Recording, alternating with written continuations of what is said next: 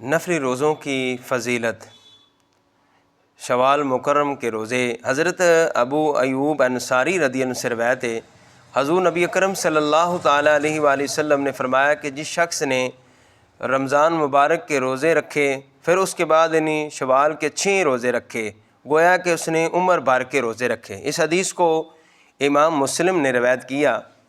اور حضرت ثوبان رضی اللہ عنہ سے روایت ہے، حضور نبی اکرم صلی اللہ تعالیٰ علیہ وآلہ وسلم نے فرمایا اللہ تعالیٰ ایک نیکی کو 10 گنا کر دیتا ہے، اور رمضان کا ایک مہینہ 10 مہینے کے برابر ہے، اور عید الفطر کے بعد 6 دن کے روزے رکھنے سے سال کا ثواب پورا ہو جاتا ہے۔ سبحان اللہ۔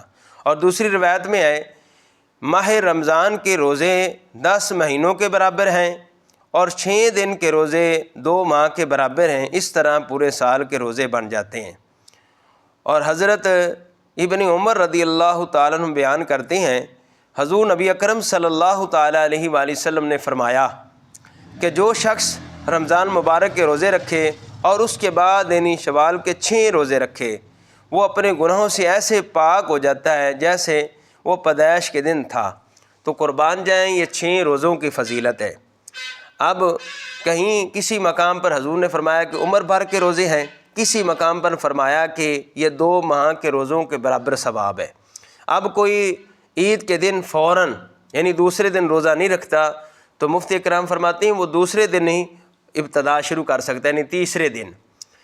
بہتر یہ ہے کہ عید کے بعد فوراً ہی دوسرے دن روزہ رکھا جائے، لیکن کوئی دوسرے دن نہیں رکھ سکا تو عید کے تیسرے دن وہ روزے کی ابتدا شروع کرے، 6 روزے لگاتار رکھے۔ اس کی فضیلت کیا ہے؟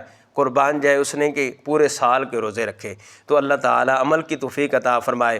بس بات اتنی ہے کہ جس نے رمضان مبارک کے روزے رکھے ہیں اس کی روٹین بنی ہوئی ہے، اب اس کے لیے یہ 6 روزے مشکل نہیں ہیں۔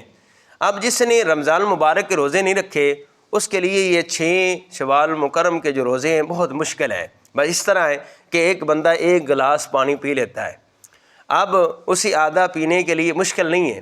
اب جو پورا نہیں پی سکتا اسے آدھا ہی پینا مشکل ہے۔